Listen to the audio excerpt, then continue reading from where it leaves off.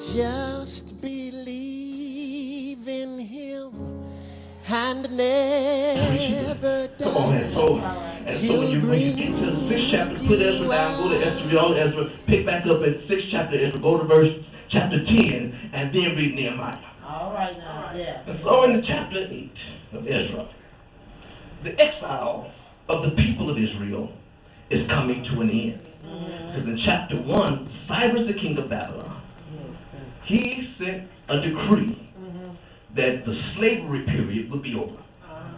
He learned if Babylon was to flourish, we got to get rid of all of the vessels that we secured, that we stole from Israel. Cyrus was after the Belshazzar incident in the book of Daniel.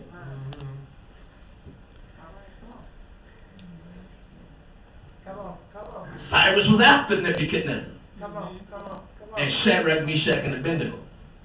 So this is not fitting chronologically. All right. And so he signs the decree, and now it's time for them to go home. They've been in captivity in this strange land.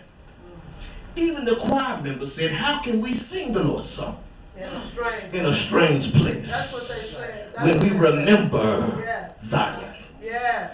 And so freedom and deliverance is about to break out.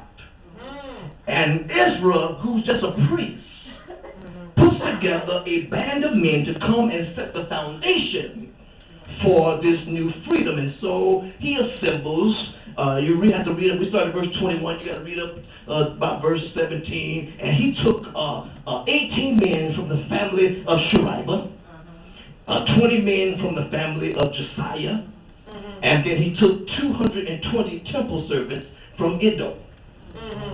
And so as they assembled these men, especially these 38, the priests from Shariah and Josiah, and they traveled to this new place. And Ezra understands that without these 38 people, Right. because the 18 and the 20, that's 38, right? Those were priests. All right. These were not warriors. Come on and teach. They were priests. Teach that, Chambers. They were not fighting folk. These were what? These were priests. And so Ezra understands when you're setting the foundation to move to the next level, you cannot do it without having the priest going first. All right. I wish I could preach. All right now.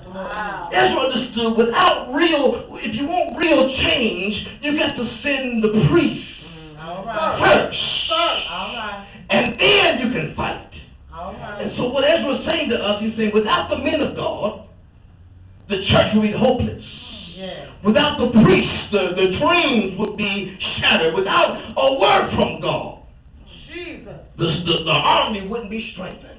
All right. And so he understood the challenge, and he welcomes the challenge. So first, Ezra welcomes the challenge by understanding spiritual preparation. Just real quick, say, neighbor, you got to be spiritually prepared. And so his first move in our text, he says, I proclaimed a fast. He took these 258, 38 priests, and the 220 gatekeepers from Edom. I must understand, it blew my mind on the way to church today, because as I was reading, I didn't understand before that even the gatekeepers were priests. You can't even be an usher in the church without being called. Y'all ain't saying anything. Now it makes sense that when the scripture says, I would rather be a doorkeeper. Yeah. Come on. Yeah. Let me paint this picture. They're getting ready to travel by foot and by beast. And before the travel and during the travel, they on a fast. Jesus. Lord help us. You mean to tell me we got to move all this stuff On an empty stomach. You know that's what we say. All right. Come on and talk to the saints. They're going from Babylon Come on. all the way to the promised land by foot on an empty stomach. Jesus.